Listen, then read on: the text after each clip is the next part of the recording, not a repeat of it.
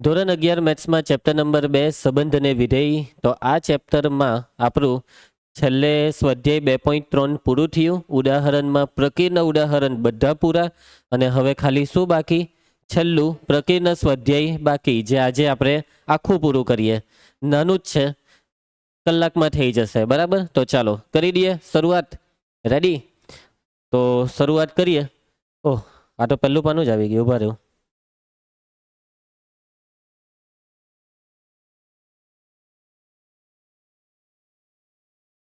Okay, પ્રકીર્ણ સ્વાધ્યાય આવી ગયું છે. ચાલો, પ્રકીર્ણ સ્વાધ્યાય પ્રશ્ન 1 ધ્યાન આપજો બધા. સંબંધ એફ ઓફ એક્સ બરાબર જોઈ લેવા. આ તમને જે આપેલું છે ને, આ સંબંધ એફ છે. વિધેય નહીં સમજતા અત્યારે. શું આપેલું છે? આ સંબંધ એફ. પછી નીચે બીજો એક સંબંધ આપેલો છે જી, અને એ બી જોઈ લેવા. જી ઓફ એક્સ આ શું આપેલું છે જોઈ લેજો. અને સાબિત કરો કે એફ એ વિધેય છે પણ જી એ વિધેય નથી. તો તમને આ રીતના બે સંબંધ આપેલા છે. એમાં સંબંધ એફ વિધેય થવાનો છે પણ સંબંધ જી વિધેય નથી થવાનો. કેવી રીતના સાબિત કરો? ચલો પહેલા એફ ની વાત કરીએ. તમે કેવી રીતના એફ ને વિધેય સાબિત કરો? ચલો વિચારો.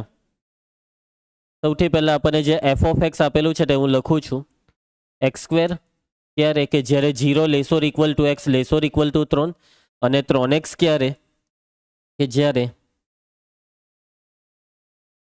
3x ક્યારે? કે જ્યારે 3 less or equal to X less or equal to 10. આવું કંઈક તમને આપેલું છે.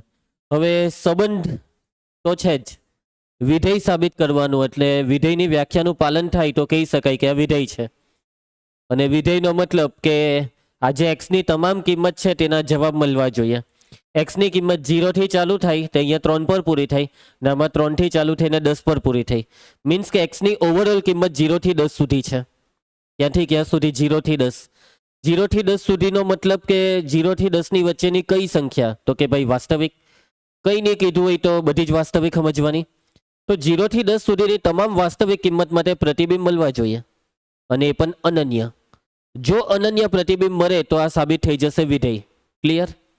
હવે એક્સ સ્ક્વેરનો મતલબ આ શું કહેવાય? તો એ બહુપદી કહેવાય. 3x નો મતલબ એ પણ બહુપદી કહેવાય. તો જો હું બહુપદીમાં 0 થી 3 ની કોઈ બી કિંમત મૂકો બહુપદી એક્સ સ્ક્વેરમાં, તો મને અનન્ય જવાબ મળશે. સાચી વાત છે. બહુપદીનું કામ શું છે? અનન્ય જવાબ આપવાનું. કોઈ બી બહુપદીમાં તમે એક્સની કોઈ બી કિંમત મૂકો તમને એક જ જવાબ મળે.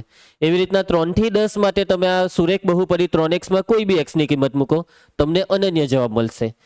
હવે સવાલ શું ઊભો થાય ખબર? અહીંયા તમારી પાસે એક્સની એક કિંમત એવી છે કે જે બેઉમાં કોમન છે. અને કઈ છે? કઈ કિંમત? 3. 3 ઉપરનામાં બી લેવાય ને 3 નીચેનામાં બી લેવાય.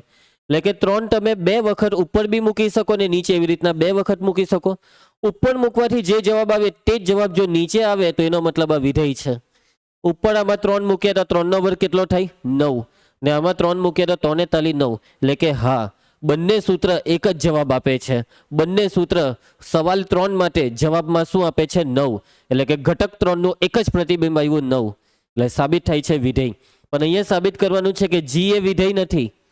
અહીંયા જીમાં બી સેમ એવું જ છે. રકમ જોવો સેમ એવી, ખાલી અહીંયા અંતરાલમાં અહીંયા 2 કરી દીધો. એટલે કે 0 થી 2 હોય કે 2 થી 10 હોય, આ બંને અનન્ય જવાબ આપશે. પરંતુ આ 2 તમે 2 વાર મૂકો ને, 2 આમાં મૂકો તો 2 નો વર્ગ, ને આમાં મૂકે તો 3 દુ 6. એટલે કે ઘટક 2 નું પહેલું પ્રતિબિંબ 4 આવ્યું ને ઘટક 2 નું આના દ્વારા બીજું પ્રતિબિંબ 6 આવ્યું. એટલે કે ઘટક 2 ને 2 જુદા જુદા પ્રતિબિંબ આવ્યા. એટલે આ સંબંધ વિધેય નહીં થશે. સમજ પડી? મેં જે બોલ્યો તે લખવાનું છે, તો લખીએ આપણે. તો અહીં 0 less or equal to X less or equal to 3 માટે આજે આપણે એક્સની કિંમત લીધી તેના માટે એફ ઓફ એક્સ શું છે? X square. F of X બરાબર એક્સ સ્ક્વેર ને અનન્ય પ્રતિબિંબ મળે. X 0 less or equal to X less or equal to 3 માટે ઓકે ચાલશે. એફ ઓફ એક્સ બરાબર એક્સ સ્ક્વેર ને હંમેશા અનન્ય પ્રતિબિંબ મળે. કેવા પ્રતિબિંબ મળશે? અનન્ય.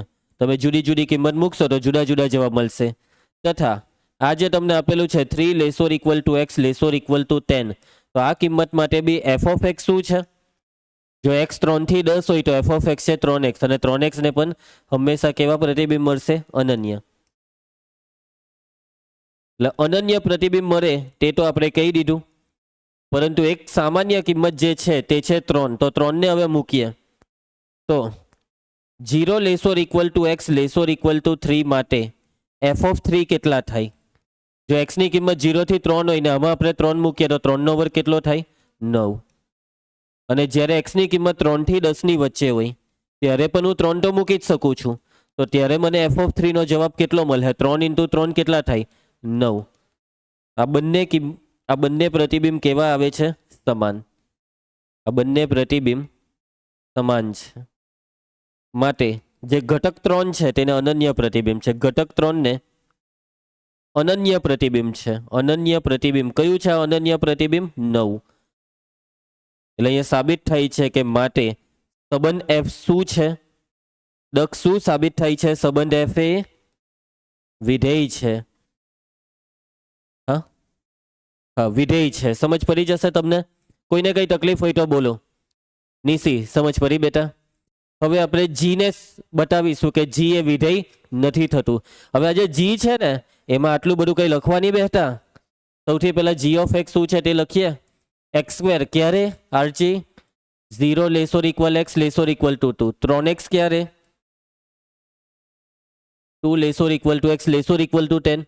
હવે જો 0 થી 2 હોય તો અનન્ય પ્રતિબિંબ મળશે એક્સ સ્ક્વેર ને. 2 થી 10 માટે અનન્ય પ્રતિબિંબ મળશે 3x ને. પણ એ અનન્ય પ્રતિબિંબ આપણા માટે કોઈ કામના નથી, કેમ કે ઘટક 2 ને 2 અલગ અલગ પ્રતિબિંબ આપવાના. એટલે ડાયરેક્ટ ટાર્ગેટ જ આપી દેવું, ટાર્ગેટ પર જ પહોંચી જાવ. કયા ટાર્ગેટ પર? કે ભાઈ ઘટક 2 ને 2 જુદા જુદા પ્રતિબિંબ આવે છે એટલે સંબંધ વિધેય નથી, તો ડાયરેક્ટ ઘટક 2 ને મૂકી દેવો. તો જોજો 0 less or equal to X less or equal to 2 માટે જો આપણે વિધેય જી ની અંદર x ની કિંમત 2 મૂકીએ તો અહીંયા 2 નો વર્ગ એટલે કેટલો થશે નિશી? 4. હવે 2 less or equal to X less or equal to 10 માટે હવે આમાં જો આપણે 2 મૂકી દઈએ તો g ઓફ 2 કેટલું થશે? નકુલ 3 દુ 6. એટલે કે અહીં ઘટક 2 ને 2 જુદા જુદા પ્રતિબિંબ મળે છે. 2 જુદા જુદા પ્રતિબિંબ 4 અને 6 મળે છે.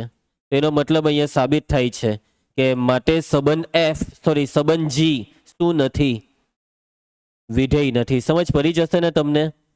એકદમ સિમ્પલ છે. ચલો એના પછી નેક્સ્ટ પ્રશ્ન 2.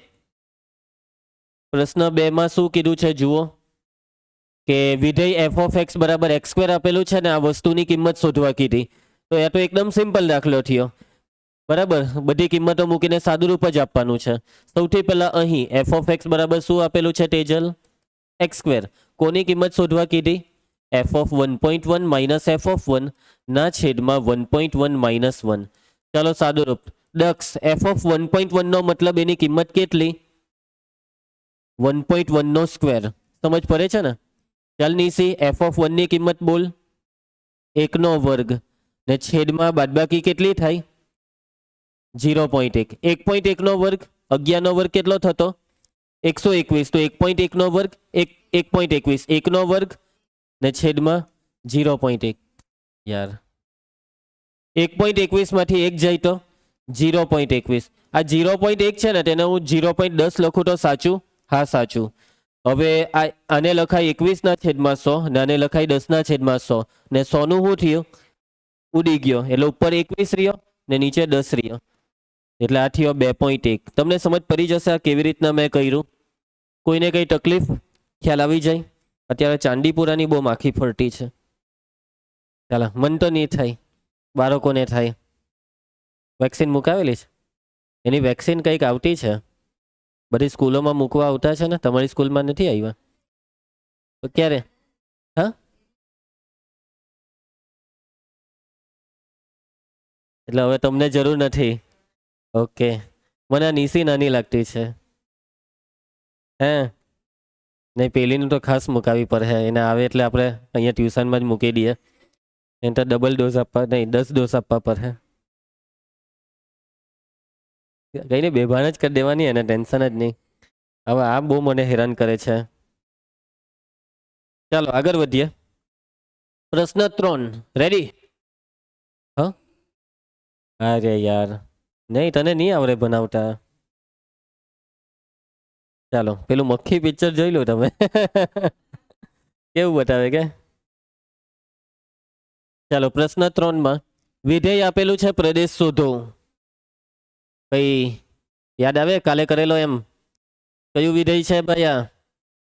સમય. ને સમય વિધેયમાં પ્રદેશની વાત આવે તો છેદ 0 ન થવો જોઈએ. છેદ 0 થાય તેવી કિંમતોને આર માંથી કરો.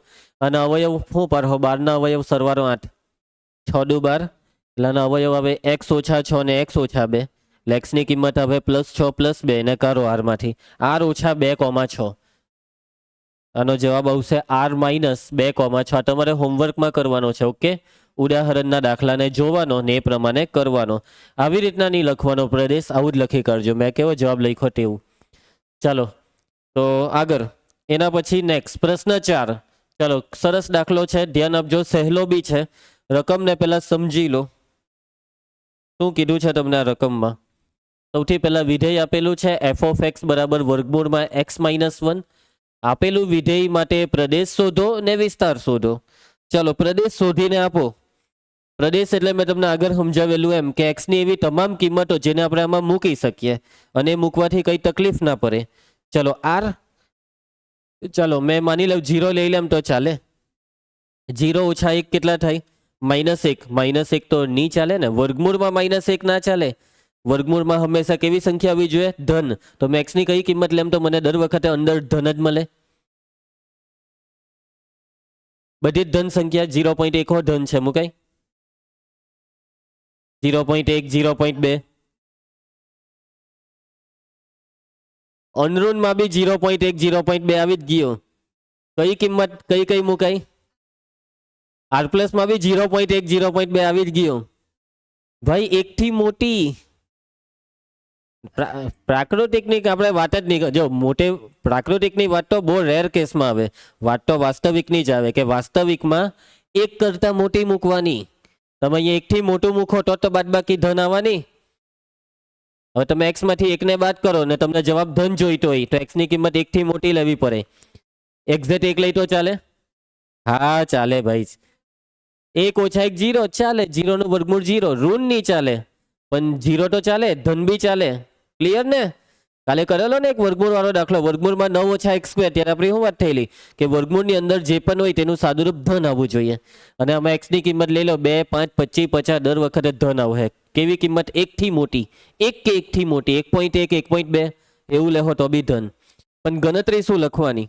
તો f ના પ્રદેશ માટે. શાના માટે? f ના પ્રદેશ માટે. પ્રદેશ જોઈતો હોય તો આજે x - 1 લખેલો છે તે ધન હોવો જોઈએ. 0 કે તેથી મોટો હોવો જોઈએ. આ લખ્યું એમાં મત પડી. x ને કરતા બનાવો. -1 સામે જાય તો આ છે પ્રદેશ. આ છે પ્રદેશ. ઓ ભાઈ હવે આ સિલેક્ટ બી નહીં થાય. પેલું ઉડે નહીં તો માખી કેમ આવું કરે છે? પેલી રિયા પાસે જાતું અહીંયા કેમ આવી ગઈ? ચલો x > 1 એટલે કે આ શું આવી ગયો? પ્રદેશ. પ્રદેશમાં એક કે એકથી મોટી બધી જ. તો બોલો f નો પ્રદેશ. ચાલ નકુલ પ્રદેશ લખાવ. હું લખે તું પ્રદેશ એટલે એક અથવા એકથી મોટી બધી સંખ્યાનો ગણ. શું લખાય? ગણ લખીએ કે અંતરાલ? અંતરાલ લખાવ. અંતરાલ 1 ને લેવાનો એટલે ક્લોઝ 1 અને એકથી મોટી બધી જ લેવાની. Infinity, open infinity. ખ્યાલ આવશે? ચલો એના પછી વિસ્તાર પૂછેલો છે. વિસ્તાર શું આવશે? વિસ્તાર જો હું આમાં એકથી મોટી જુદી જુદી સંખ્યા મૂકી દેમ તો મને જવાબમાં કેવી સંખ્યા મળશે? તમને એક વસ્તુ ખબર હોવી જ જોઈએ કે વર્ગમૂળનો જવાબ હંમેશા કેવો? ધન જ આવે. ધનનો મતલબ 0 બી લેવાનો. હે એટલે આપણે એ બી ખાસ બોલવાનું 0 અથવા ધન. એટલે કે 0 અથવા 0 થી મોટી બધી જ. સાચી વાત? ઋણ મળે વર્ગમૂળનો જવાબ ના. તો શું ખરેખરમાં આ જે રકમ આપેલી છે તેમાં પણ જવાબમાં 0 ને 0 થી મોટી બધી મળે જ કે? તો હા, એક્ઝેક્ટ 0 જોઈતો હોય તો 1 મૂકો. અને પછી જેમ જેમ તમે x ની કિંમત મોટી કરતા જશો તેમ તેમ આના જવાબ 0 થી ધીમે ધીમે ધીમે મોટા થતા જશે. અને 0 થી મોટા બધા જ મળે. તમને કંઈ જોઈતું હોય તો મને કહેવો. તમને જવાબમાં જોઈતા હોય 10 તો હું લાવી આપું. 10 કેટલા લેવો એ 10 લાવવા 101 લઈ લઉં. જોયું કેટલું ઈઝી હતું. 101 માંથી 1 જાય તો 100. 100 નું વર્ગમૂળ 10. બીજું બોલ નકુલ. નકુલ એમ કે સર -2 લાવી આપો. નકુલ આવું નહીં કહેવાનું હે. મેં પહેલાથી જ કીધેલું કે જવાબમાં ઋણ નહીં આવે. કીધેલું ને એટલે ધનમાં તું કે તો હું લાવી આપું. બોલ કઈ લાવવું છે ધનમાં? ઓકે નકુલે માની લીધું સર. એ તો તમે લાવી જ આપો. માઇનસ લાવી આપો તો હું માનું. અરે નકુલ માઇનસ આવવાનું જ નથી. ચાલો એટલે કે અહીં તમે પ્રદેશમાંથી એક્સની કોઈ પણ કિંમત લેવો. અહીં પ્રત્યેક x belongs to close 1 to open infinity માટે આ જે વર્ગમૂળમાં x-1 લખેલો છે તે 0 કે તેથી મોટો થવાનો જ છે. ઉભા રહ્યો અલગ રીતે જરાક કરીએ. અહીં જે x છે તે -1 થી ઇન્ફિનિટી છે. આનો મતલબ કે x એ 1 કે તેથી મોટો છે. હવે અહીંયા x-1 લાવવું હોય તો એકને આ સાઈડ લઈ આવો તો x-1 greater or equal to 0. વર્ગમૂળ જોઈતું હોય તો અહીંયા વર્ગમૂળ કાઢી લાવું. બે બાજુ વર્ગમૂળ આપી દેવો એટલે વર્ગમૂળ આવી જાય. ચાલો માટે વર્ગમૂળમાં x ઓછા 1 ગ્રેટર ઓર ઇક્વલ ટુ 0 નું વર્ગમૂળ 0. આ શું આવી ગયું? f of x. એટલે સાબિત થાય છે કે f ઓફ x ના જવાબમાં 0 કે 0 થી મોટી બધી જ સંખ્યા છે. ચાલો દક્ષ વિસ્તાર લખાવ.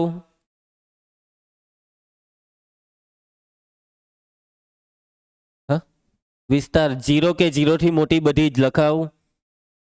Close 0 open infinity. બીજું લખવું હોય તો r પ્લસ યોગ 0. ખ્યાલ આવશે તમને બધાને? આવી ગયા. બે જવાબના અંતરાલમાં એ લોકોએ આપેલા છે. કોઈને કઈ તકલીફ આમાં? આગળ વધીએ આપણે. હવે આપણે આવી ગયા છે પ્રશ્ન 5. f ઓફ x બરાબર માનાંક x-1 થી વ્યાખ્યાયિત વાસ્તવિક વિધેય f નો પ્રદેશ અને વિસ્તાર શોધો. તો ચાલો શોધીએ પ્રદેશ અને વિસ્તાર. રેડી? તો સૌથી પહેલા કયું વિધેય આપેલું છે? માનાંકમાં x-1. હવે માનાંક x વિશે યાદ છે ને? માનાંક x નો પ્રદેશ શું હતો? r. ધન નહીં r. પ્રદેશ r. પ્રદેશ એટલે x ની કિંમત જે લેવી તે લેવાય. માનાંકનો પ્રદેશ r હતો. આપણે ભણેલા માનાંક વિધેય આખું ડિટેલમાં. તો આ માનાંકમાં x ની જગ્યાએ x ઓછા 1 લખી દઈએ તો પ્રદેશ શું થાય? r જ રહી કે કઈ ફરક પડે? જો હજી બી તમે છે ને પ્રદેશ વિશે વિચારવાનું કેવી રીતના, જે મૂકી શકાય તે બધું પ્રદેશમાં ને મૂકવાથી કઈ બી જવાબ જે આવ્યો તે આવવો જોઈએ. અવ્યાખ્યાયિત થાય તે નહીં લેવાનું, આવું વિચારવાનું. તો હું મેં આમાં એક્સની બધી જ કિંમત મૂકી શકું? વાસ્તવિકમાં કોઈ બી મૂકી શકું? હા કોઈ બી મુકાય. કયો મૂકો એક્સમાંથી એક બાદ કરી શકાય, એનો માનાંક શોધી શકાય. એટલે કે એનો મતલબ આનો પ્રદેશ r છે. બરાબર? એટલે કે અહીં એક્સની કોઈ પણ વાસ્તવિક કિંમત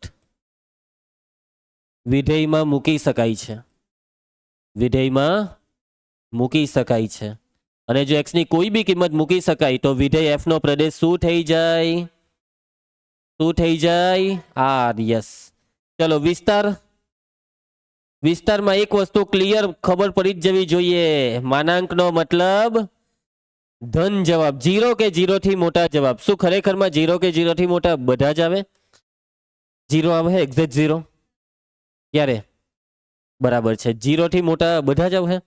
5, 15, 25, 7.5, 2/3, વર્ગમૂળ 2, પાઈ, આ બધું જ આવે. હા બધું જ આવે. બરાબર. તમારે 10 લાવવા હોય તો આવી જશે. 11 લઈ લો. એટલે જે લાવવાનું મેં જે બોલું એનાથી એક વધારે લઈ લેવાનું.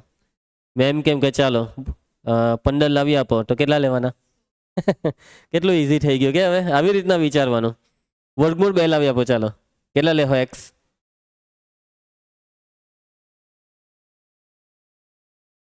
વર્ગમૂળ 2 વત્તા 1. એક્સ ની કિંમત લેવાની વર્ગમૂળ 2 વત્તા 1 એટલે વત્તા 1 ઓછા 1 ઉડી જાય એમ. ચાલો જવાબમાં પાઈ લાવી આપો. પાઈ વત્તા 1. ખાલી વત્તા 1 બોલવાનું છે. બરાબર. ચલો તો અહીં હવે આ જે x છે તે વાસ્તવિક છે, પ્રદેશ r છે ને એટલે x બિલોંગ્સ ટુ r. જો x વાસ્તવિક હોય તો x માંથી 1 બાદ કરીએ તો આ બાદબાકીનો જવાબ બી કોઈ વાસ્તવિક સંખ્યા જ હશે. કોઈ પણ વાસ્તવિક સંખ્યામાંથી 1 બાદ કરીએ તો આ બાદબાકીનો જવાબ વાસ્તવિક. અને વાસ્તવિક સંખ્યાનું માનાંક કેવું આવે? 0 કે તેથી મોટું આવે. અને આ કોણ છે? આ f ઓફ x છે. એટલે કે આપણને f ઓફ x નો વિસ્તાર શું મળ્યો? યસ એફ નો વિસ્તાર છે ક્લોઝ 0 થી ઓપન ઇન્ફિનિટી, અથવા પેલું લખે તો બી ચાલે, આગળના દાખલામાં લખેલું તે. ચાલ, આ લોકો દર વખતે અલગ અલગ લખે, કોઈ વાર અંતરાલ લખે, કોઈક વાર શબ્દમાં લખે, અંદરૂન વાસ્તવિક સંખ્યાનો ઘન એવું લખેલું છે, ખ્યાલ આવશે. ચલો પ્રશ્ન 6, ધ્યાન આપજો. પ્રશ્ન 6 માં ફરી એકવાર શું શોધવા કીધું છે જુઓ તો. વિધેય એફ આપેલું છે, આર થી આર નું વિધેય, અને શું શોધવાનું છે? વિધેય એફ નો વિસ્તાર શોધો. ચલો અહીંયા તમને જે વિધેય એફ આપેલું છે તે જુઓ ને કેવી રીતના આપ્યું. આ તો તમને અહીંયા ક્રમયુક્ત જોર આપી. શું આપી? ક્રમયુક્ત જોર આપી. અહીંયા લખેલું છે એક્સ બિલોંગ્સ ટુ આર, એટલે એક્સ ને આર માંથી લેવાનો. મીન્સ કે આ એક્સ જે છે તે આર માંથી લેવાનો, એનો મતલબ કે આપેલા વિધેયનો પ્રદેશ છે આર, જે લેવાનું તે આર માંથી, એટલે પ્રદેશ આર છે. અહીંયા બી લખેલું છે આર થી આર પર છે ને, એટલે પ્રદેશ આર, ને આને શું કહેવાય? સહપ્રદેશ આર, ને વિસ્તાર શોધવાનો છે. ચલો હવે જોજો, સમજજો કે આ જે ક્રમયુક્ત જોડ છે એક્સ કોમા એક્સ સ્ક્વેર ના છેદમાં 1 plus x square, A belongs to f છે ને, એફ ની ક્રમયુક્ત જોડ છે. એટલે આપણે વિધેયને જ્યારે લખીએ ત્યારે આવું થોડું લખતા છે. આપણે શું લખીએ? એફ ઓફ એક્સ બરાબર એક્સ સ્ક્વેર ના છેદમાં 1 પ્લસ એક્સ સ્ક્વેર. યાદ છે ને? અને દર વખત આપણે વિધેયને આવી રીતના જ જોવાની આદત પડી ગઈ છે આપણને, કે પહેલા એફ ઓફ એક્સ હોય ને એના બરાબર એની વ્યાખ્યા હોય. આવી રીતના આપણને કોઈ આદત નથી હવે. ચાલો તો કેવી રીતના વિસ્તાર શોધીએ? ચલો પહેલા અંદાજો લગાવીએ. અંદાજો, જુદી જુદી એક્સ ની કિંમત. એક્સ કેવા લેવાના છે? વાસ્તવિક. અહીંયા એક્સ નો વર્ગ છે, એટલે એક્સ ની તમે જે ધન કિંમત લેવ કે ઋણ કિંમત લેવ, જવાબ હરખા આવે. મીન્સ કે જે જવાબ 1 માટે તે જ -1 માટે આવે. એટલે મેં જે બી લેવા તે પ્લસ ઓર માઇનસમાં લેવા. ઓકે, પહેલા મેં 0 લેમ. શુભ શરૂઆત 0 થી કરીએ. એક કામ કરે, ચાલો અહીંયા લખી જ કરીએ. એફ ઓફ 0, 0 નો વર્ગ 0 છેદમાં 1 પ્લસ 0, તો આ જવાબ કેટલો? 0 ના છેદમાં 1 એટલે 0. F of plus or -1, plus or minus 1 નો વર્ગ પ્લસ 1, 1 વત્તા પ્લસ ઓર માઇનસ 1 નો વર્ગ 1, તો આ જવાબ થયો 1 ના છેદમાં 2. ચલો પ્લસ ઓર માઇનસ 2 લઈએ. પ્લસ ઓર માઇનસ 2 નો વર્ગ 4, ને નીચે 1 પ્લસ, અહીંયા પ્લસ ઓર માઇનસ 2 નો વર્ગ 4 એટલે 4 ના છેદમાં 5. એકવાર પ્લસ ઓર માઇનસ 3 લઈ જોઈએ. અહીંયા પ્લસ ઓર માઇનસ 3 નો વર્ગ 9, ને છેદમાં 1 પ્લસ ઓર માઇનસ 3 નો વર્ગ 9 એટલે 9 ના છેદમાં 10. એક વસ્તુનું ઓબ્ઝર્વેશન આપણને એવું કહે છે કે અંશ કરતા છેદ 1 વધારે, બરાબર, દર વખતે, કેમ કે છેદમાં 1 ઉમેરેલો છે ને. હવે આપણે એક વખત ચાલો ને કંઈક અલગ લઈ જોઈએ. વર્ગમૂળમાં કેટલા? 5 લઈ જોઈએ. ચલો વર્ગમૂળ 5 નો વર્ગ, ને નીચે 1 વત્તા 5 એટલે કેટલા થાય? 6. ચાલો હજી કંઈક નવું. પ્લસ ઓર માઇનસ 1 ના છેદમાં 2 લેવાના ભાઈ આપણે. પ્લસ ઓર માઇનસ 1 ના છેદમાં 2 નો વર્ગ, ને અહીંયા બી 1 પ્લસ 1 ના છેદમાં 4. સાદું રૂપ આપવું ને આપણે, તો આ 4 ઉડી જશે, એટલે ઉપર 1 રહે, ને નીચે 4 એકા 4 ને 1 5, 1 ના છેદમાં 5. આ વખતે તમે જોયું કે અંશ 1 છે પણ છેદ 5 છે. એવું નહીં કે ઉપર 1 તો નીચે 2, ઉપર 4 તો નીચે 5, ઉપર 9 તો નીચે 10, એવું નહીં થયું. એટલે આવા બી જવાબ આવે છે. તો શું કહે તમારા વિચાર વિસ્તાર વિશે? હવે આવા બધા પ્રતિબિંબ આવ્યા. 0 થી ચાલ્યું, બધું ધન આવ્યું એટલો ઓબ્ઝર્વ કર્યો. ધન આવ્યું, ધન જ આવે કે ખરેખરમાં માઇનસમાં નહીં આવે કે? ના, કેમ કે એ વર્ગ આપી દીધા એટલે બધું ધન થવા માંડ્યું. હવે ધનમાં 0 કે 0 થી મોટા આવતા છે. હવે 0 થી મોટું બધું જ આવે કે 25 50 એવું બધું આવે? અત્યારે તો દેખાતું નથી. હા, પૂર્ણાંક નહીં આવે. પૂર્ણાંકમાં આવે? કયો પૂર્ણાંક આવે? 1 આવે જવાબમાં? જવાબમાં 1 નહીં આવે. કેમ કે થહે હું જવાબમાં 1 ક્યારે આવે ખબર? અંશ ને છેદ ઉડી જાય ત્યારે. ઉડે જ નહીં. કોઈ બી એક્સ ની કિંમત લે, ઉડે જ નહીં. કેમ નહીં ઉડે? કેમ કે અંશ અને છેદ હરખા નહીં થાય. છેદમાં વત્તા 1 આપી દીધું ને એટલે જવાબમાં એક્ઝેક્ટ 1 નહીં આવે. અને હજી બીજી એક વસ્તુ કે દર વખતે અંશ નાનો રહે ને છેદ મોટો. છેદમાં 1 ઉમેરો ને એટલે. અને જો કોઈ સંખ્યાનો છેદ નાનો હોય, સોરી મોટો હોય, ને અંશ નાનો હોય ને, તો એ જવાબ 1 કે 1 થી નાનો આવે. એક્ઝેક્ટ 1 બી નહીં આવે, 1 થી નાનો જ આવે. બરાબર, તમે 10મામાં સંભાવના ચેપ્ટરમાં જોઈ લો ને. સંભાવના ચેપ્ટરના કોઈ બી દાખલામાં જવાબમાં છેદ મોટો જ આવે, અંશ નાનો જ આવે. આપણે એટલા માટે તો આપણે એ જવાબને 0 ને 1 ની વચ્ચે કહીએ. કોઈ પણ ઘટનાની સંભાવના 0 ને 1 ની વચ્ચે આવે, આવું બધું ભણેલા ને તમે. એટલે કે જ્યારે પણ કોઈ પણ સંખ્યામાં છેદ મોટો અંશ નાનો તો જવાબ 1 થી નાનો. જવાબ એક્ઝેક્ટ 1 ક્યારે આવે? કે જ્યારે અંશ ને છેદ બેવ સરખા, બધું ઉડી જાય એટલે 1 આવી જાય. એટલે અહીંયા આ જવાબ 0 કે 0 થી મોટો છે ને 1 થી નાનો છે. 0 કે તેથી મોટો 0 બી છે પણ 1 નથી, 1 થી નાનો. એટલે આનો જવાબ કયો ઇન્ટરવલ છે? જ્યારે બી આવી રીતના કોઈ ટુકડો આવે એટલે ઇન્ટરવલ. ક્લોઝ 0, ઇન્ફિનિટી ક્યાં આવતું છે? 1 થી નાનું. ક્લોઝ 0 થી ઓપન 1, 0 થી 1 જ છે જવાબમાં. કેમ કરવાના? 0 થી 1, 0 ને લેવાનો, 1 ને નથી લેવાનો. સમજ જા. જોઈ લેવું. એ લોકોએ અંતરાલને ઇનઇક્વાલિટીમાં લખેલું છે કે x ની કિંમત 0 કે તેથી મોટી ને 1 થી નાની તેવી કોઈ પણ વાસ્તવિક સંખ્યા. હવે આપણને આપણો જવાબ મળ્યો, જે બી જવાબ લાવ્યા તે આપણે લોજિકલ જવાબ લાવ્યા. હવે કેલ્ક્યુલેશન લખવાની છે. કેલ્ક્યુલેશનમાં એક મસ્ત પાટિયું બેહારવાનું છે. બરાબર? આ પાટિયું જે મેં અત્યારે બેસાડીશ એ બધી વસ્તુ તમારા માટે થોડીક નવી છે. ધીમે ધીમે તમે બી પાટિયું બેહારવાના એક્સપર્ટ થઈ જશો. બરાબર? અનુભવ થશે ધીમે ધીમે. એકાદ વર્ષ લાગશે, સમય માંગશે. બરાબર? ચાલ નિશી, જો પાટિયું બેહારીએ, જોજે તું. એફ ઓફ એક્સ બરાબર શું છે? એક્સ સ્ક્વેરના છેદમાં 1 પ્લસ એક્સ સ્ક્વેર. જ્યારે પણ વિધેયનો વિસ્તાર શોધવાની કેલ્ક્યુલેશન કરવી હોય ત્યારે કન્સેપ્ટ એવું કે આ એક્સ તમને આખા વ્યાખ્યામાં, આખા સૂત્રમાં કેટલી વાર દેખાય છે? નહીં ચાલે, એક જ વાર દેખાવો જોઈએ. કેટલી વાર દેખાવો જોઈએ? એક જ વાર. એટલે કંઈક એવું સાદું રૂપ આપો કે જેથી આ એક્સ 2 વાર નહીં દેખાય, એક જ વાર. એવું આનું સાદું રૂપ આપો, સાદું રૂપ. અને એ સાદું રૂપ માટે શું પાટિયું બેહારીએ? ના, ધારવાનું નથી. એક્સ સ્ક્વેર કોમન છેદમાંથી કોમન કરે. એમ તો કહેતા જ નહીં સર, ઉડાડદેવની વાર્તા પટે. ની ઉડે ભાઈ, નીચે પ્લસ છે. ચાલો, હું તમને કેમ છું, પણ મેં તમને અત્યારે જે શીખવાડું ને તે નેક્સ્ટ ટાઈમથી તમારા મગજમાં આવવું જોઈએ. હવે જો તમારે એક્સને એક જ વાર કરવો હોય ને તો આવા ટાઈમે છેદને અંશમાં ગોઠવવાનું. છેદ છે 1 પ્લસ એક્સ સ્ક્વેર, ઉપર બી 1 પ્લસ એક્સ સ્ક્વેર લઈ આવો. ઉપર એક્સ સ્ક્વેર છે ને, છે એક્સ સ્ક્વેર, પણ ઉપર 1 બી લાવો ને, અહીંયા 1 બી લાવો. કેવી રીતના મેં 1 લાવું ઉપર? તો સિમ્પલ ગણિતનો એક નિયમ છે, જે ઉમેર્યું તે બાદ કરવાનું. એટલે એકને ઉમેર્યો ને એકને બાદ કર્યો. આમ જ પર હે. એટલે મેં શું કર્યું? છેદને અંશમાં મેં લાવ્યો અને એને લાવવા માટે એકને ઉમેરીને બાદ કર્યું. અને હવે શું કરવું જોઈએ? હવે તમે કઈ અખો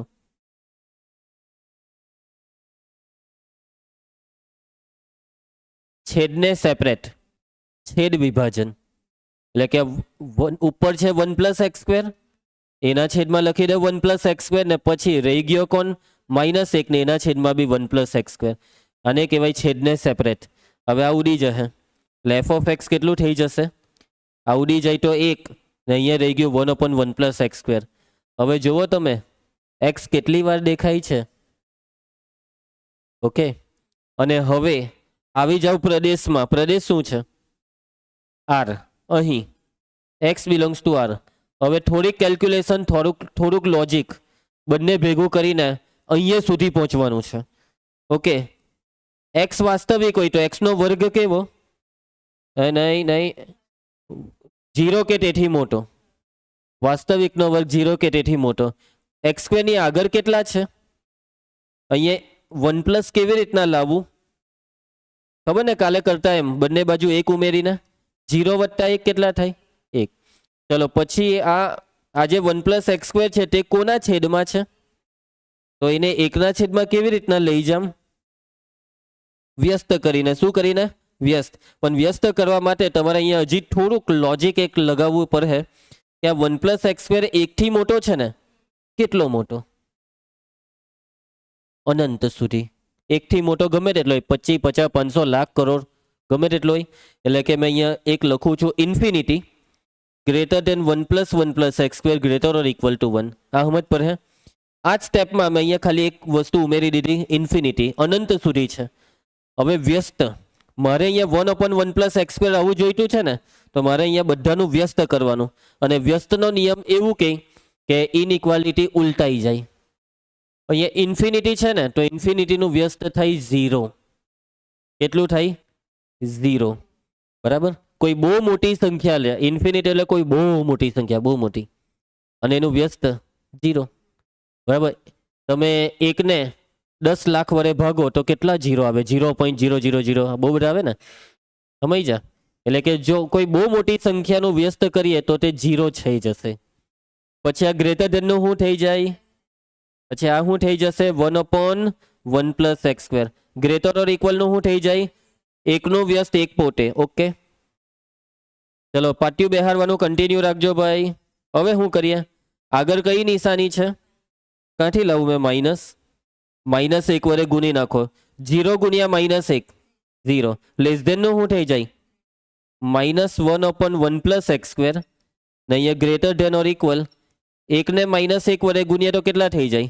-1. હવે શું કરીએ? જુઓ f(x) ને જુઓ કેટલા દેખાય છે? આગળ 1 છે. ક્યાંથી લાવું મેં આગળ 1? અહીંયા 1 ક્યાંથી લાવું યાર? આ 1 ક્યાંથી લાવું? અહીંયા 1 આખામાં 1 ઉમેરી દેવો. ચલો 0 + 1, આમાં 1 ઉમેરો તો 1 - 1/1 + x². આમાં 1 ઉમેરો, 1 - 1 0. આ શું આવી ગયું? 1 greater than f(x) greater or equal to 0. છેલ્લો જવાબમાં ગ્રેટર ધેન હોવું જોઈએ કે લેસ ધેન? ઉલટાવી નાખો. 0 less or equal to f(x) less than 1. આ શું આવી ગયું? f નો, જે તમારી નજરની સામે છે. 0 થી 1, ક્લોઝ 0 ઓપન 1. ખ્યાલ આવશે ભાઈ? પ્રેક્ટિસ કરજો તમે. હે યાર, હાથ ચલાવજો ઘરે, મગજને હાથ. બાકી સમજ તો પડી જ જશે. મગજ જાતે થવા જોઈએ દાખલા. નકુલ અને દક્ષ શું કરવાની છે? ઘરે ગઈને પ્રેક્ટિસ કરવાની છે. બરાબર. ચાલો વધીએ આગળ. ચાલો મેઇન દાખલા લગભગ બધા પતી ગયા, કે જે મગજને વધારે કસે તેવા. હવે બધા નાના નાના સહેલા દાખલા જ બાકી છે. આ જોવા જ જોયું, મસ્ત મજાનો દાખલો. f + g f - g આવડે? આ બધું હું તમને હોમવર્કમાં આપી દેમ, નહીં વાંધો આવે ને? આ f/g છે તેમાં ભૂલતા નહીં, છેદ 0 લેવાનો, નોટ ઇક્વલ ટુ 0. એટલે અહીંયા આને નોટ ઇક્વલ ટુ 0 લઈને કરતા બનાવવો તો -3 સામે ને 2 છેદમાં, એટલે x નોટ ઇક્વલ ટુ 3/2 લખવાનું ભૂલતા નહીં. જો આ લખેલું છે ને. ચાલો એના પછી પ્રશ્ન 8 કીધેલું ને મેં. આ એ જ બેઠી રકમ છે. જરાક રકમમાં 2 શબ્દ અલગ છે. કાલની રકમમાં એવું હતું કે f એ સુરેખ વિધેય છે તો f શોધો, પણ આમાં ડાયરેક્ટ જ કહી દીધું કે f(x) = ax + b છે. એટલે આમાં હજી એક વસ્તુ એ લોકોએ તમારી પાસેથી ઓછી કરાવી. f(x) ને ધારવાનું બી નહીં, ax + b ડાયરેક્ટ આપી જ દીધું એમ. અને પછી આ 0 ને -1 ની મદદ લઈ લેજો ને, 1 અને 1 ની, અને શોધી કાઢજો a અને b ને, અને એ જ જવાબ આવશે કાલવારો જ, 2 ને -1. બરાબર છે. ચાલો અહીંયા મેં નીચે લખી દીધેલું છે. એના પછી નેક્સ્ટ પ્રશ્ન 9 જોજો. પ્રશ્ન 9 નિશી, r એ n થી n નો સંબંધ કોનાથી કોના પરનો? આરજી n થી n એટલે ટૂંકમાં શું બોલાય? n પરનો સંબંધ. સંબંધ જોઈ લેવને. r બરાબર શું છે? Order pair a, b. a અને b બે પ્રાકૃતિક છે, અને આ શું કીધું? a = b². તે રીતે વ્યાખ્યાયિત છે. તો શું નીચેના આ 3 વિધાનો સત્ય છે? દરેકમાં જવાબની સત્યાર્થતા ચકાસો, ખરા ખોટા છે. અને તમે જુઓ, કાલે બી આવો જ એક દાખલો નહીં કરેલો આવો? આ જો આ 3 ને કાલે આપણે સાબિત કરેલું. શું કરેલું? સાબિત. જ્યારે આજે સાબિત નથી કરવાનું, આજે સાચું કે ખોટું તે નક્કી કરવાનું છે. તો ચાલો નક્કી કરીએ. રેડી? ચાલો નિશી, સંબંધ r કોના પર છે? n પર. n પર સંબંધ r શું આપેલું છે? ઓર્ડર પેર a, b, જ્યાં a, b belongs to capital N છે, અને આગળ શું આપેલું છે? હવે પહેલા તો આ સંબંધને જરાક હરખો સમજી લેવો કે આ સંબંધમાં તમારે જે ઘટક લેવાના છે, જે 2 ઘટકોને જોડવાના છે, તે કેવા ઘટક છે? બોલો. પ્રાકૃતિક. 2 પ્રાકૃતિક સંખ્યા જોડાશે. પણ કઈ 2 પ્રાકૃતિક સંખ્યા જોડાશે કે જેમાં આ શરતનું પાલન થાય? એટલે કે બીજી સંખ્યાનો વર્ગ બરાબર પહેલી સંખ્યા થાય. ચલો તો માની લો કે મેં એક ક્રમયુક્ત જોડ લખું 2, 3. તો શું આ ક્રમયુક્ત જોડ r માં છે? પહેલી શરત, શું આ 2 પ્રાકૃતિક છે? હા. બીજી શરત કે શું આ બીજી સંખ્યાનો વર્ગ બરાબર પહેલું થાય? 3 નો વર્ગ 9, શું 9 એ 2 ના બરાબર છે? ના, એટલે કે આ ક્રમયુક્ત જોડ આરમાં નથી. હવે તમે જ મને કોઈ કેમ નહીં કે જે આરમાં હોય, આરામથી બોલા હે, બોલો. 9 ને 3 એકદમ સિમ્પલ. અહીંયા જે લઈ તેનો વર્ગ અહીંયા લખવાનો છે, બરાબર. એટલે આ શરતનું પાલન થઈ ગયું. હવે અહીંયા મેં 2 લઈ લેમ તો સમજી જ જાવ અહીંયા કેટલા લખવા પડે? 4 લખવા પડે. અહીંયા 5 લેમ તો અહીંયા કેટલા લખવા પડે? 25. તો મતલબમાં આરમાં આ પ્રકારની જોડ છે કે જેમાં પહેલી સંખ્યા એ બીજી સંખ્યાના વર્ગ બરાબર છે. ચાલો, તમારે અહીંયા બતાવવાનું છે કે કોઈ પણ n માંથી કોઈ પણ પ્રાકૃતિક સંખ્યા લીધી a, તો આ a, શું આરમાં હશે જ કે? શું a, આરમાં હશે જ કે? કઈ સંખ્યા લેવાની? પ્રાકૃતિક. પ્રાકૃતિકમાં પહેલી કઈ આવે? 1. તો મેં a બરાબર 1 લેમ તો અહીંયા 1 1, શું 1 1 આરમાં છે? જો 1 નો વર્ગ આના બરાબર થાય તો છે, હા થાય. તો એવી રીતના પ્રત્યેક શબ્દ છે, હે પ્રત્યેક. એટલે જો a બરાબર 2 લેમ તો અહીંયા 2 આવે. તો શું આ 2, 2 આરમાં છે? 2 નો વર્ગ 2 ની થાય ને, 2 નો વર્ગ 4. એટલે ખાલી એક વાર સાચું પડ્યું, હવે ખોટું જ પર હે. હવે a બરાબર 3 લેવ ખોટું, 4 લેવ ખોટું, 5 લેવ ખોટું. સાચું ક્યારે કહેવાય? કે જ્યારે હંમેશા સાચું તો આ વિધાન સાચું, કોઈ એક વાર બી ખોટું પડે તો આ વિધાન ખોટું જ કહેવાય. એટલે કે પહેલું જે વિધાન આપેલું છે ને નિશી, આ પહેલું વિધાન કેવું છે? બરાબર, વિધાન 1 અસત્ય છે. અને એનું કારણ હું લખો? કોઈ ઉદાહરણ આપી દઉં? 2, 2, 3, 3. કારણ કે 2, 2 આરમાં છે? ના. અને એનું કારણ શું? કારણ કે 2 એ 2 ના વર્ગ જેટલો થાય? ના. જો અહીંયા ઇક્વલ આવતે તો આ 2 ની જોડ બનતે. ચલો હવે નંબર 2. ચલો હવે આમાં શું કીધું? આ નીચે જોતો, આ શું કીધું? કે એ બી આરમાં હોય તો એનું ઊંધું બીએ પણ આરમાં હશે કે? એ બી આરમાં હોય તો એનું ઊંધું બીએ હશે કે આરમાં? તો આરમાં હોય તેવી એક ક્રમયુક્ત જોડ બોલો ની, તમારી નજરની સામે છે 3. ચાલો આપણે લીધી 9, 3. શું 9, 3 આરમાં છે? હા. તો એનું ઊંધું કરો ની, 3, 9. શું આ બી આરમાં છે? 9 નો વર્ગ શું 3 થાય? આરમાં નથી. એટલે આ વિધાન બી ખોટું પડ્યું. કેમ કે આપણે એક એવી લીધી કે જેની રિવર્સ એમાં નથી, બરાબર. એ બી આરમાં છે પણ એનું ઊંધું બી એ આરમાં નથી.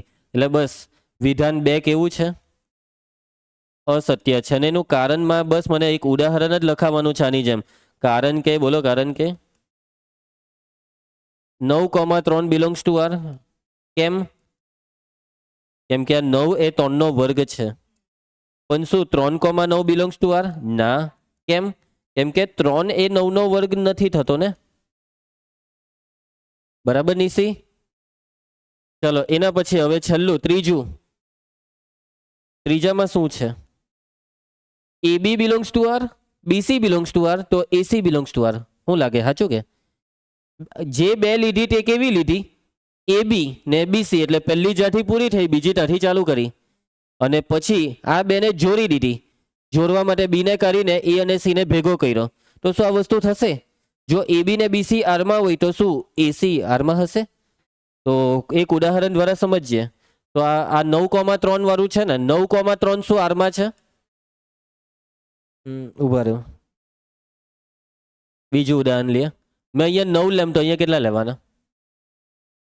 81, 9 નો વર્ગ. એટલે કે હવે મેં પહેલી 81, 9 લીધી તો મારે બીજી 9 થી ચાલુ કરવી પડે ને. તો અહીંયા મારે કેટલા લેવાના? શું આ બે આરમાં છે? હા. કેમ કે આમાં 9 નો વર્ગ 81, આમાં 3 નો વર્ગ 9. શું આ બે આના જેવી છે કે પહેલી જ્યાંથી પૂરી થઈ બીજી ત્યાંથી જ ચાલુ થઈ? હા. પહેલી 9 માં પૂરી થઈ, બીજી 9 થી ચાલુ. તો આ બેને જોડીએ તો કોણ આવે? 81, 3. શું આ આરમાં છે? 3 નો વર્ગ 81 નહીં થાય ને. એટલે ત્રીજું વિધાન બી કેવું પડ્યું નિશી? ખોટું પડ્યું. તો શું લખીશું? વિધાન 3 અસત્ય. ગઈકાલે 3 3 હાચા પડેલા ને આજે 3 3 ખોટા પડ્યા. અને કારણ જે આપણે પેલું લખ્યું તે જ અહીંયા લખી દેવાનું કે કારણ કે 81, 9 આરમાં છે અને 9, 3 બી આરમાં છે. કેમ આરમાં છે? કેમ કે 81 એ 9 નો વર્ગ છે અને 9 એ 3 નો વર્ગ. પરંતુ શું 81, 3 આરમાં છે? ના. કારણ કે 81 એ 3 વર્ગ બરાબર નથી, એટલા માટે. ક્લિયર? કઈ તકલીફ આરજી? Active active? યસ. ચલો જવાબ ના ના ના, એટલે 3 ને 3 ખોટા. ચલો નેક્સ્ટ પ્રશ્ન 10. નિશી, એ બરાબર 1 2 3 4, બી બરાબર 1 5 9 11 15 16. આ શું આપેલું છે? એફ. શું નીચેના વિધાનો સત્ય છે? શું એફ એ એ થી બી નો સંબંધ છે? શું એફ એ થી બી પરનું વિધેય છે? તો પ્રત્યેક વિકલ્પમાં તમારા જવાબની સત્ય થતા ચકાસો. હવે સંબંધ તો કહેવાય જ ને. સંબંધમાં સંબંધ કહેવાય કેમ કે જે પહેલો ઘટક લીધો તે એ માંથી છે. 1 2 3 4, આ પાછો 2 આવ્યો. સંબંધ ક્યારે નહીં કહેવાય? માની લો કે અહીંયા મેં ક્રમયુક્ત જોડ લઈ લઉં 5,15, તો કહેવાય ના? આ 5 આમાંથી હોય તો જ. એટલે કે આ તો કેવું કે એના ઘટકે બી પર તીર મારવાના. આ તો કોઈ બરવરો આવીને બી પર તીર મારી ગયો. આ એક વર્તુળના ઘટક બીજા વર્તુળના ઘટકને તીર મારે. સંબંધમાં આવું હોય. સંબંધમાં કોઈ બહારવાળાને આવા જ નહીં દેવાનો. બહારવાળો આવે એટલે લોચો થઈ જાય. બરાબર? દક્ષ લાવવા નહીં દેતો હે બહારવાળાને. ચાલો તો સૌથી પહેલા અહીં ચાલ નિશી એ બરાબર બોલજે. નિશી તું બોલે પેલા લખાઈ ગયું. ચાલ બી બરાબર સ્પીડમાં. બસ એમ આવી સ્પીડ રાખવાની. મારી હાથે જ્યારે બી કામ કરે ને ત્યારે મેં બહુ સ્પીડમાં લખું બોર્ડ પર. આ તો હજી ઓછી સ્પીડ છે. ચાલો મારે યુટ્યુબ પર જોવાનું 2x ની સ્પીડમાં કેટલું સ્પીડમાં લખું. ચલો એના પછી એફ 1 5 2 9 3 1 4 5 2 11. ચાલ નકુલ સંબંધ છે કે સંબંધ? તો હા સંબંધ છે. અહીં સ્પષ્ટ છે કે આપણે કોઈ ચોખવટ નથી કરવાના, ડાયરેક્ટ લખવાના. સ્પષ્ટ છે કે એફ એ સંબંધ છે. અથવા ચાલો કરી દઈએ કારણ કે સંબંધની વ્યાખ્યાનું પાલન કરે છે એફ, અને સંબંધની વ્યાખ્યા છે કે એ થી બી પરનો સંબંધ એટલે એ ક્રોસ બી નો સબસેટ. તો હા F A cross B no subset છે. એ ક્રોસ બી નો સબસેટ કેમ કહેવાય? કેમ કે એફમાં પ્રથમ ઘટક દર વખતે એ માંથી છે અને બીજો ઘટક દર વખતે બી માંથી છે. ચલો એના પછી વિધેય છે કે કેમ? ઘટક 2 પ્રથમ સ્થાને 2 વાર આવ્યો એટલે ઘટક 2 ને 2 જુદા જુદા પ્રતિબિંબ છે. એટલે કે અહીં એફ એ વિધેય નથી કારણ કે ઘટક 2 ને 2 જુદા જુદા પ્રતિબિંબ કયા કયા છે? 2 જુદા જુદા પ્રતિબિંબ 9 અને 11 છે. પટી ગયો દાખલો. કોને નહીં સમજ પડી? નિશી કયા સ્ટેપમાં નહીં સમજ પડી? પડી ગઈ ને? હા તો જમ ફટાફટ બોલે. હા સર પડી ગઈ એમ. ચાલો એના પછી પ્રશ્ન 11, છેલ્લા 2 દાખલા આ સ્વાધ્યાયના પટવાનું. ચલો એફ એ ઝેડ ક્રોસ ઝેડ નો ઉપગણ છે એટલે ઝેડ થી ઝેડ નો સંબંધ. બરાબર ને? ઝેડ ક્રોસ ઝેડ નો ઉપગણ એટલે ઝેડ થી ઝેડ નો સંબંધ. એફ બરાબર જોઈ લેવા શું આપેલું છે? Order pair A B comma A plus B, A comma B belongs to Z. Belongs to Z નો મતલબ ઝેડ થી ઝેડ પર. તો શું એફ એ ઝેડ થી ઝેડ નું વિધેય છે કે? સત્યા થતા ચકાસો. સંબંધ તો છે જ પણ વિધેય છે કે નહીં? વિધેય કેવી રીતના નક્કી કરવા વિધેય છે? વિધેયની વ્યાખ્યાનું પાલન થાય કે? અહીં એફ એ કોનો સબસેટ છે? ઝેડ ક્રોસ ઝેડ નો. અને જો એફ એ ઝેડ ક્રોસ ઝેડ નો સબસેટ હોય તો એફ એ ઝેડ થી ઝેડ નો સંબંધ છે. ટૂંકમાં લખાય ઝેડ પરનો સંબંધ. અને એફ બરાબર આપેલું શું છે? આ સંબંધ કામ કેવી રીતના કરે? તો પહેલામાં જો એ અને બી નો ગુણાકાર હોય તો અહીંયા એ અને બી નો સરવાળો, અને એ અને બી કેવી સંખ્યા? કોઈ પણ પૂર્ણાંક. આવી રીતના વિધેય કામ કરે છે. સોરી આ સંબંધ કામ કરે છે. તો થઈ જશે કે વિધેય? એ બી કોમા એ પ્લસ બી આમાં છે એફમાં, તો આને કેવી રીતના લખી શકો? એફ ઓફ એ બી બરાબર એ પ્લસ બી. હવે આ વિધેય ક્યારે કહેવાય? અનન્ય પ્રતિબિંબ મળે ત્યારે. તો શું લાગે મળે કે દર વખતે અનન્ય પ્રતિબિંબ? ઝેડના બધા ઘટકે તીર છોડવાના, એક જ તીર છોડવાનું. તો શું અહીંયા ઝેડના બધા ઘટક લઈ શકાશે? તો હા એ અને બી તરીકે કોઈ બી પૂર્ણાંક લેવાય. પરંતુ શું દર વખતે જવાબ જુદા જુદા આવે જ કે? તો કોઈ એક ઘટકને 2 જુદા જુદા પ્રતિબિંબ નહીં જ આવે કે? અનન્ય પ્રતિબિંબ આવે જ કે? એટલે કે માની લો કે મેં એક ઘટક લેમ છું. કયો ઘટક લેમ? 12. તો શું ઘટક 12 ને એક જ પ્રતિબિંબ આવે કે એકથી વધારે આવે? ચાલો મને ઘટક 12 નું પ્રતિબિંબ કેવો? બારનું પ્રતિબિંબ કેવી રીતના શોધવો, એટલે અહીંયા 12 લેવા પડે. અહીંયા 12 નો મતલબ એ અને બી નો ગુણાકાર 12. તો કયા બે પૂર્ણાંકોનો ગુણાકાર 12 થાય? 4 ટાલી 12. એટલે તમારે એ ને 4 લેવાનું ને બી ને 3 એવું લેવું પડે ને. તો જોજો, એ બરાબર 4 ને બી બરાબર 3 માટે એફ ઓફ, બોલો, એ બી 4 ટાલી ને એના બરાબર એ વત્તા બી, 4 ને 3 7. એટલે કે 12 નું પ્રતિબિંબ 7 આવ્યું ને. તો હવે આ જ 12 નું પ્રતિબિંબ 7 સિવાય કઈ બીજું આવવાના કઈ ચાન્સ છે? 6 દુ 12 લઈ લઉં તો 6 ને 2 કેટલા થાય? આરજી તો ધ્યાન આપજે, સમજ પડી. એ બરાબર 6 ને બી બરાબર 2 હોલ લેવાય તો લેવાય, કઈ ખોટું થોડું છે. અહીંયા ગુણાકાર 6 દુ 12 ને અહીંયા સરવાળો 6 વત્તા 2 કેટલા થાય? 8. એટલે કે ઘટક 12 ને 2 જુદા પ્રતિબિંબ. હજી તો ત્રીજું પ્રતિબિંબ હોલ આવી આપો નીચે. જો ત્રીજું 12 એકા 12, 12 ને 1 13. બરાબર, જેટલા અવયવ પર છે એટલા અલગ અલગ પ્રતિબિંબ આવશે. આ તો મેં સંખ્યા 12 લીધી, મેં મોટી સંખ્યા લેમ જેમાં બહુ બધા અવયવ પડે, જેવી કે 100. તો કેટલું? 25 ચોક 100, 10 દાન 100, 20 50 100, 100 એકા 100, કેટલા બધા પ્રતિબિંબ ભેગા થઈ જાય. એટલે કે અહીંયા એવા એટલા લોટ્સ ઓફ ઘટક છે તે એકથી વધારે પ્રતિબિંબ લઈને બેઠેલા છે. એટલે આ વિધેય નથી થતું. આ સંબંધ તો છે પણ વિધેય નથી. પર હે સમજ? એટલે કે અહીં ઘટક 12 ને 2 જુદા જુદા પ્રતિબિંબ 7 અને 8 મળે છે. માટે એફ એ વિધેય નથી. વધ્યા આગળ આપણે પ્રશ્ન 12, છેલ્લો દાખલો જોઈ લેવું. એ બરાબર શું આપેલું છે? એ બરાબર 9 10 11 12 13.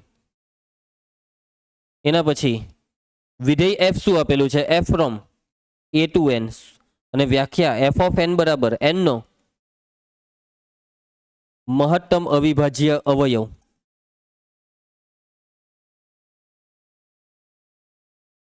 આપેલા વિધેયનો વિસ્તાર મેળવો. વિસ્તાર એટલે વિસ્તાર એટલે પ્રદેશના પ્રત્યેક ઘટકોનું પ્રતિબિંબોનો ગણ. તો શોધવા માંડો પ્રતિબિંબો. ઘટક 9 નું પ્રતિબિંબ શોધો, 10 નું. કેટલા ઘટક છે? 1 2 3 4 5, પાંચે 5 ઘટકના પ્રતિબિંબ શોધવાના અને એ પ્રતિબિંબોથી વિસ્તાર બનાવી દેવાનો. અને આ વખતે આર નથી એટલે ટેન્શન નહીં લેવાનું. આર હોય તો બહુ વિચારવું પડે, આ લઈએ તો શું આવે, પેલું લઈએ તો શું આવે. અહીંયા તો બસ આ 5 ઘટક ખાલી લઈને મૂકી દેવાના છે. સમજ પડે છે ને નકુલ? ચાલ ચાલ એક એક કરીને ચાલ. એન ની કિંમત મૂક 9. 9 મૂકીએ તો 9 નો મહત્તમ અવિભાજ્ય અવયવ કયો? 9 નો અવિભાજ્ય અવયવ તો 3. એ બી મોટામાં મોટો 3 પોતે. 9 ને એક જ અવિભાજ્ય અવયવ છે 3. પછી 10 નો મહત્તમ અવિભાજ્ય અવયવ કયો?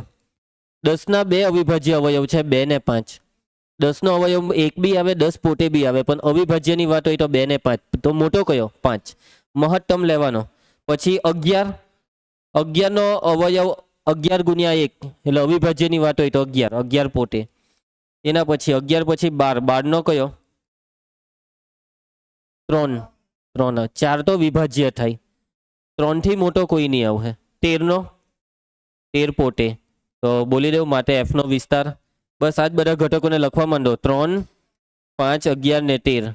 3 5 11 13. પતી ગયો દાખલો. છેલ્લો દાખલો તો ખરેખર બહુ ઈઝી પૂછી ગયો. એફ નો વિસ્તાર બરાબર 3 5 11 ને 13. પતી ગયું ચેપ્ટર પૂરું. ઓકે, એકદમ ઈઝી લાગ્યું ને? હા, અમુક જગ્યાએ મગજની મહેનત હતી આ ચેપ્ટરમાં.